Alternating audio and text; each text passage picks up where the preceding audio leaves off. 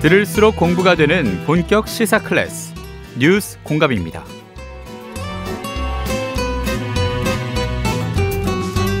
네, 우리 K-팝 위상이 정말 높죠.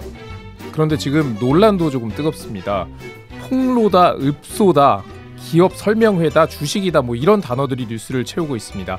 대형 기획사 SM과 하이브의 얘기입니다. 이게 굉장히 복잡합니다. 그래서 정리해볼 시간 마련했는데요. 김영대 박사, 대중음악 평론가시죠? 스튜디오에 모셨습니다. 어서 오십시오. 예, 안녕하세요. 김영대입니다. 예, 박사님, 저희 평화방송하고도 좀 인연이 있으시죠? 그렇죠. 저 수요일마다 사실 예. 저녁에 임영주의 너에게 주는 노래, 예. 네, 거기서 K-팝 나우라는 코너를 진행을 하고 있는데 제가 뉴스 공간까지 나올 줄 몰랐네요. 예, 근데 이 이슈가 국민적 관심이 굉장히 높더라고요. 다 먹었어요. 사실은 요 뉴스 하나가 네.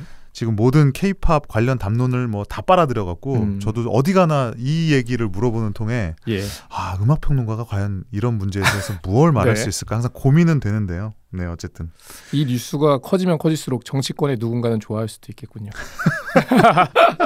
뭐 모든 게 그렇죠. 네, 그럼 본격적으로 좀 알아보겠습니다. 네. 지금 뭐 하이브와 SM의 인수전, 이게 좀 사회적 이슈가 되고 있는데, 정리하기에 앞서서 일단 SM과 하이브 굉장히 위상이 좀 높은 회사죠. 그렇죠. 얼마 전까지만 해도 빅3라고 했었다가 이제 방탄소년단의 성공 이후로는 하이브까지 빅4가 됐고, 사실상 지금 하이브가 넘버1으로까지 올라선 상황인데, SM이라는 회사는 상징성이 있죠. 그러니까 K-팝의 경제학 용어로 쓰면 퍼스트 무버죠. 그러니까 우리가 알고 있는 K-팝 산업을 시스템화한 가장 큰 공이 있는 회사기도 하고, 사업도 실제로 제일 먼저 시작을 했었고, 뭐 K-팝의 세계화라든지 그 외에 여러 가지 분야, 최근에는 메타버스에 이르기까지 K-팝에 관한 모든 어떤 다양한 아이디어들을 사실은 가장 먼저 선보였던 회사기도 하죠. 그래서 어떻게 보면 후발주자라고 할 수 있는 하이브가 SM의 지분을 인수하기까지에 이르게 된 부분에 대해서 많은 분들이 사실은 좀 충격적으로 받아들이고 있는 것도 사실이죠.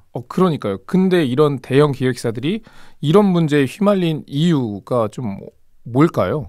기본적으로는 SM이 갖고 있었던 회사 내부의 갈등을 해결하는 과정에서 카카오와 하이브라는 공룡들이 들어와서 지금 경영권 분쟁처럼 이제 변화가 된 거죠. 그러니까 말씀해 주시죠. 그러니까 SM이라는 회사가 원래 이제 존재했었죠. 근데 최근 몇 년간 여러 가지 이제 리스크가 있었는데 그 중에 하나가 이제 이수만 씨에 관한 리스크가 있었어요. 이제 라이크 기획이라고 해서 외주 회사를 만들어 놓고 거기서 과도하게 뭐 돈을 가져간다. 이런 것들이 뭐 10여 년 이상 사실은 된 얘기였는데 그게 이제 어떻게 적당히 봉합도 되고 뭐 유야무야 됐던 와중에 행동주의 펀드라고 하잖아요. 그러니까 1%의 지분을 갖고 있지만 주주들의 어떻게 보면 이익을 대변하기 위해서, 쉽게 말하면 주가를 높이기 위해서 이제 그야말로 행동에 나서는 이 행동주의 펀드가 SM 측에 요구를 한 거죠.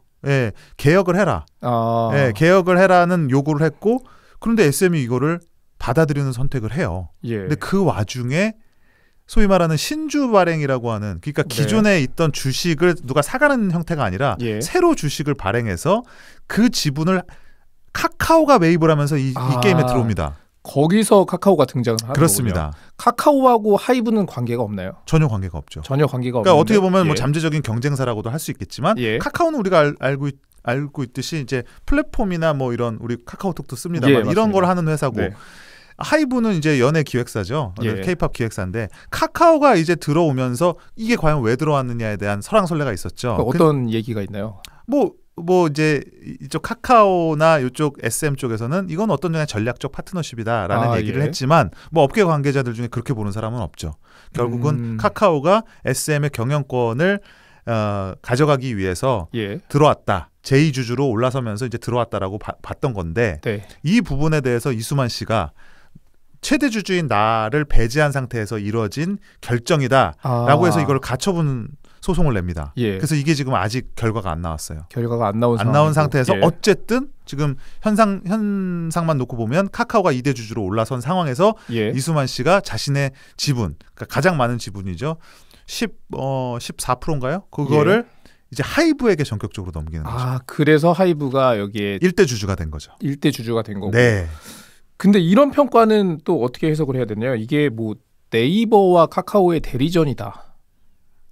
근데 네이버 뭐 그것까지는 잘 모르겠어요. 근데 네이버 같은 경우는 과거에 YG라든지 하이브와 전략적인 파트너십을 맺은 적이 있었어요. 그런데 지금 이제 카카오가 하고 있는 거는 사실은 경영권을 위한 것이라는 평가가 지배적이어서 결국은 이제 뭐 이건 제 생각입니다만은 카카오가 SM을 이제 경영권을 갖게 되는 상황을 우려한 하이브가 뭐 뛰어들어서 자신들이 경영권을 이제 노리게 되는 그런 상황인 거죠. 왜냐하면 이제 SM 엔터테인먼트라는 것이 다른 사업과 또 다르게 이 K-팝 기획사는 굉장히 그 한 회사 자체가 유니크한 컨텐츠입니다. 그러니까 그 안에 다양한 아티스트들도 있고 그들이 갖고 있는 노하우가 있어서 이게 사실은 시장적인 관점에서 봤을 때는 나왔을 때 사고 싶은 그런 사실 매물이거든요. 이런 부분이. 그래서 하이브 입장에서는 완벽히 단단한 1등으로 올라설 수 있는 요 기회를 놓치기는 좀 쉽지 않았을 거다. 그러면 카카오와 하이브 어느 회사가 좀 인수를 하느냐에 따라서 이 뭐 K-팝의 흐름도 좀 달라질 수가 있나요? 그럼 그렇죠. 지금 만약에 예상대로 그러니까 초반의 예상대로 하이브가 무난하게 SM을 인수하는 형태가 된다면 압도적인 1위가 되는 거죠. 세계적인 지형에서 봐도 글로벌한 굉장히 큰 K-팝 기획사가 탄생을 하는 거게 되겠고 만약에 카카오 쪽으로 가게 된다면 그야말로 전국 시대가 펼쳐지는 거죠. 지금 있는 이제 빅4에다가 이제 SM 빅4가 이제 카카오로 대체가 되면서 그냥 쉽게 말해서 카카오 SM의 연합 팀이 만들어지는 거지 않습니까? 그럼 카카오가 기본적으로 갖고 있는 다양한 그런 사업적 수완에다가 SM의 컨텐츠 IP가 결합되는 형태이기 때문에 그것도 사실은 많은 사람들이 좋은 시너지다라고 평가는 하고 있어요. 그렇게 될지는 미지수지만. 그러면은 여기에 대해서 갑론을박이 계속 나오고 있잖아요. 그렇죠. 그럼 이걸 지켜보는 우리 청취자 입장에서는 좀 어떻게 하면 좀 객관적으로 이 사안을 좀 바라볼 수 있을까요? 근데 이거는 사실은 비즈니스적인 문제이기 때문에 일반적인 음악 팬들의 관점에서는 좀 이해하기가 어려워요. 그러니까 예를 들면 나는 음악을 좋아하는 사람인데 하이브로 가는 게 좋으냐 SM이 그냥 갖고 있는 게 좋으냐 혹은 카카오로 가는 게 좋으냐 이거는 판단하기가 어렵다는 거죠. 그러면은 지금 각 회사가 내놓고 있는 입장들을 어떻게 보면 여론전의 성격이 좀 있다고 볼 수 있겠네요. 당연하죠. 왜냐하면 뭐 어저께도 SM 측에서 이거는 결국 이런 적대적인 M&A고 이런 적대적인 M&A가 있을 경우 결국 피해는 소비자들한테 간다라고 말을 했는데 좀 구체성은 떨어져요. 그러니까 그 말을 반박을 하자는 게 아니라 그 말 자체가 일반 팬들의 입장에서 이해가 되는 부분이라기보다는 주주총회를 겨냥한 어떻게 보면 이제는 논리적 플러스 감정적인 호소까지 되는 거거든요. 이제 그게 사실은 얼마나 효과가 있을지는 이제 주주총회 결과가 말해주겠죠. 근데 이거는 일반 K-팝 소비자의 입장에서 봤을 때는 조금은 먼 얘기다. 뭔가 와닿지 않는 측면은 있죠. 그러면은 이거는 좀 평론가의 입장에서 하이브가 인수를 할 경우에 SM 가수들은 뒷전이 될 거다. 뭐 이런 얘기들도 나오더라고요. 이건 좀 어떤 뜻인가요? 이거는 정확히 알기는 어려워요. 왜냐하면 지금 하이브라는 회사가 빅히트 뮤직에서 성장한 회사인데 하이브가 모기업인 거죠. 그러면 정확히는. 근데 하이브 안에도 지금 3개의 다른 레이블들이 있는 거예요. 빅히트, BTS가 속해 있는 빅히트가 있고요. 그다음에 뭐 르세라핌이 속해 있는 소스 뮤직이 있어요. 그리고 최근에 뉴진스 뭐 열풍을 불어일으키고 있는 뉴진스가 소속되어 있는 어도가 있는데 요 각각의 회사가 하이브와 맺고 있는 관계가 조금씩 다릅니다. 빅히트는 하이브 그 자체죠. 소스뮤직은 하이브가 영향권을 크게 행사하지만 어쨌든 산하 레이블이고 뉴진스 같은 경우는 이 어도어라는 회사는 하이브의 결정과 상당히 독립적인 결정 구조를 갖고 있는 굉장히 독립적인 그 레이블이에요. 그러면 하이브 입장에서 SM을 어느 방향으로 갈 것인가? 완전히 해체해서 재조립을 할 것인가? 아니면 SM이 갖고 있는 레거시나 이들의 독특함을 존중해서 이들은 그야말로 냅두면서 우리가 모기업으로서의 그 지배 구조로서만 그 위상을 유지할 것인가라는 거는 지금으로선 판단하기 어렵죠. 근데 언뜻 생각에는 SM이라는 회사는 여태까지 쌓아온 실적이라든지 업적이라든지 갖고 있는 성향을 봤을 때 그걸 완전히 해체해서 새로 그냥 그거 자체를 그냥 리소스로만 활용한다라고 보기는 좀 그건 좀 무리가 있을 것 같긴 해요. 그러니까 이 SM이 뭐 인수가 되더라도 그 갖고 있는 그 SM만의 색깔이 모호해지진 않을 수도 있다. 모호해지지 않도록 하는 게 예. 사실은 좀 시너지가 더 나는 게 아닌가라는 생각은 하게 돼요. 왜냐하면 SM은 레이블 중에서는 유일하게 SMP라고 하는 그들만의 K-팝 스타일을 갖고 있는 회사고 예. 아주 레이블을 추종하는 뭐 소위 핑크블러드가 흐른다고 하는 그런 레이블의 팬덤을 갖고 있는 회사란 말이에요. 예. 그러면 하이브 입장에서도 하이브가 업계 1위긴 합니다만은 역사적인 어떤 맥락으로 봤을 때나 예. 그런 저력으로 봤을 때나 SM이라는 회사를 그냥 뭐 단순히 해체할 수 있는 그런 입장은 아니기 때문에 예. 어떻게 문제가 남은 거죠.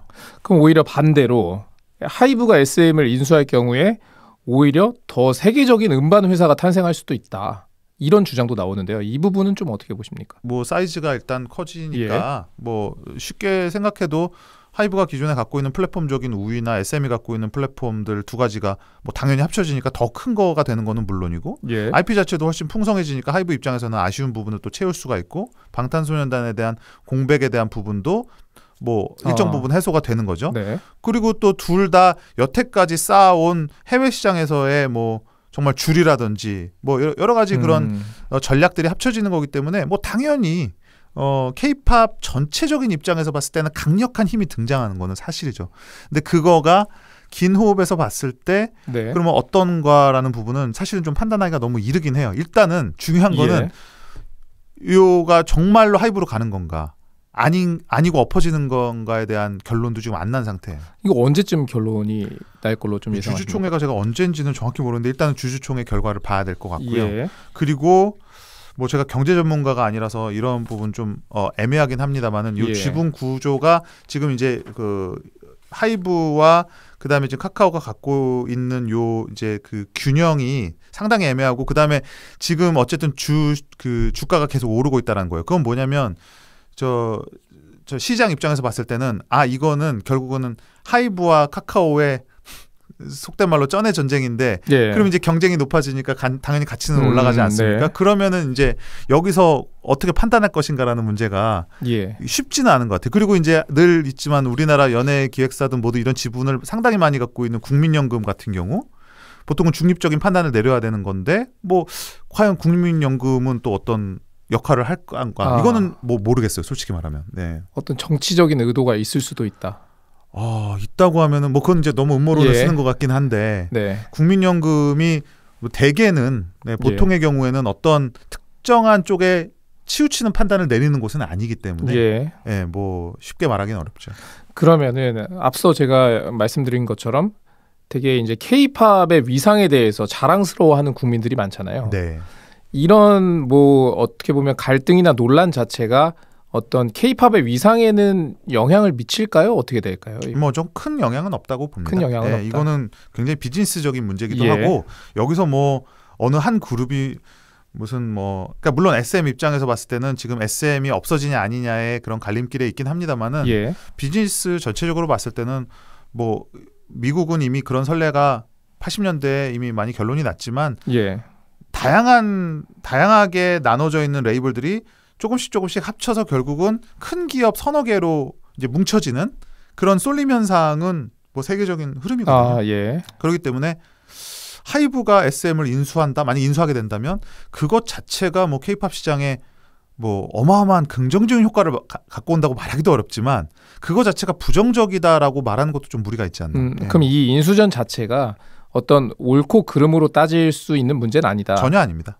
그 안에서 그들 각각의 플레이어들이 우리를 설득하기 위해 내놓은 논리는 있겠죠. 뭐 SM 측에서 그 아까도 말씀드렸지만은 K-팝 시장이 너무 천편일률적으로 흐를 가능성이 있다. 혹은 뭐 이거는 결국에는 K-팝 아티스트에게 손해가 된다라고 하는 주장은 있지만 그 주장을 명백하게 뒷받침할 근거가 그렇게 뭐 저는 딱히 보이지는 않는다. 그런 생각이 들어요. 그 끝으로 그 얼마 전에 BTS가 K-팝 가수 최초로 3년 연속 그래미 후보 지명 그리고 그래미 세계 부문 후보 지명이라는 역사를 썼지만 수상을 하지 못했다. 근데 이 그래미의 벽을 넘는데 회사가 커지면 더 많은 지원을 할 수 있지 않겠느냐. 이것도 방금 말씀하신 것처럼 주장이라고 봐야 되는 거죠. 글쎄 뭐 조금이라도 힘이 세지면 예. 조금이라도 영향력이 세진다라고 하는 거는 뭐 1+1은 2다 같은 그런 느낌이라서 예. 뭐 어떻게 말씀을 드려야 될지 모르겠지만 뭐 예. 그런 건 있을 겁니다. 근데 지금 사실 하이브나 SM의 위상을 봐도 어쨌든 예전과는 많이 달라졌어요. 그러니까 예전에는 뭐 그 프로모터들 이런 캠페인을 하려면 미국 현지에 있는 프로모터들이 굉장히 중요합니다. 우리가 좋은 음악을 만들어서 낸다고 그래미를 받는 게 아니라 예. 그래미 커미티에게 소위 말해서 로비를 할 수 있는 그런 힘 있는 프로모터들이 붙어야 되는데 예전에는 이런 사람들 거의 문전박대를 당했었거든요. 근데 방탄소년단 세계를 점령한 이후에 지금 상황을 보면 케이팝 케이팝 기획사들이 예. 저기 출동을 하면 현장에 뜨면 이제는 사장까지 문 앞에서 마저 맞는 정도로 그 정도로 위상이 이제 성장했다는 거 아니에요. 그러니까 뭐 지금도 사실은 우리가 힘이 없어서 그래미를 받는다 못 받는다 이렇게 말하기는 그렇고 예. 다만 미국 주류가 갖고 있는 그 공고한 벽이라는 게 예. 그들의 게이트키핑 자체가 워낙에 강력하기 때문에 근처까지는 왔는데 아직 이제 그 벽을 못 넘었다 이렇게는 말씀드릴 수 있을 것 같아요. 뭐 아직 K-팝이 넘어야 할 숙제는 남아 있고, 네. 근데 이 인수전이 어떤 K-팝의 위상을 떨어뜨리는 거는 그 인과관계가 명확하진 않다. 특별히 이렇게, 좋은 건지 특별히 나쁜 건지 좀 말하기는 어려운 것 같아요. 예. 아직까지는 경영권에 대한 분쟁의 요소가 있기 때문에 이런 거가 일단락이 된 다음에 좀 판단할 수 있는 부분이 아닐까 싶습니다. 예, 알겠습니다. 오늘 인터뷰는 여기까지 하도록 하고요. 지금까지 대중음악 평론가 김영대 박사와 말씀 나눴습니다. 오늘 말씀 고맙습니다. 고맙습니다. 예.